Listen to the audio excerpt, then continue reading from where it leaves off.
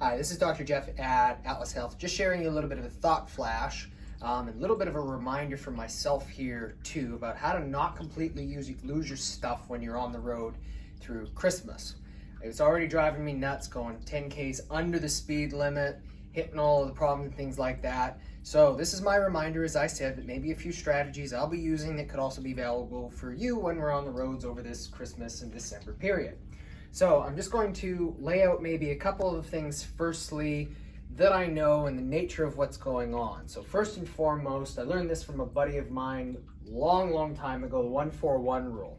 He basically laid out that 1 in every 6 drivers on the road is pretty useless. Bad driver, full stop.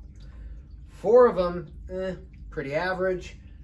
1 is actually on the ball, assertive was the word he used. Not aggressive, but assertive. And I have to admit, after seeing this over the last 10 years, I've got to agree with that.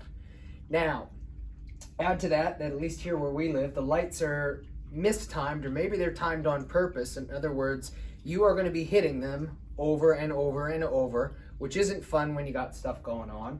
But the big thing in and around December is the traffic volume simply has gone up. So if this is the constant, that there's going to be good and bad drivers on the road, then you're going to multiply that with extra congestion on the roads with the normal lights and everybody running around and all this sort of stuff. We know that it's going to be one big mess. So this is what we already know is going to happen. We can't control that.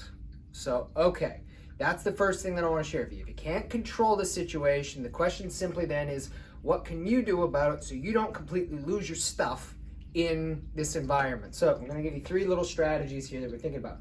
Number 1 is what you are doing with your head on the headrest. If you are like average person, and I have to be careful with myself with this too, you drive something like this, where the headrest is all the way back here and you're driving with your head sticking out like this. Now, there's a few things that are going to happen when you've got your head sticking forward like that. First and foremost, it's going to cause all of these muscles to tighten up. When you're like this, you also have a tendency to clench your teeth, which puts more pressure in and around the back of the head, the upper part of the neck, and all this sort of stuff. And what this does is this irritates the nerves through here that go up to the brain, and they can produce what's going to be called a sympathetic response. In other words, your posture can actually produce more stress. It's way more complicated than that, but we're saying if your posture can create more stress, what you want to do is you want to do this. At least get your posture into a way where things come back up open like that so that you're not making it worse. In other words, your head is in contact with the headrest. So that's the first one. Number 2, breathe through your nose. Same thing. When we breathe through the mouth, like this, the head starts to come forward. It typically makes a variety of chemical changes, nerve changes, same thing, enhances, produces more stretch. You want to balance that like you would in a Pilates or a yoga class. You breathe in and out through your nose if possible. It's not going to change any of this, but it gives you the ability to change your physiology for the better so you're not losing your stuff. And then the last one. This one, be very careful to what I am saying and what I am not saying.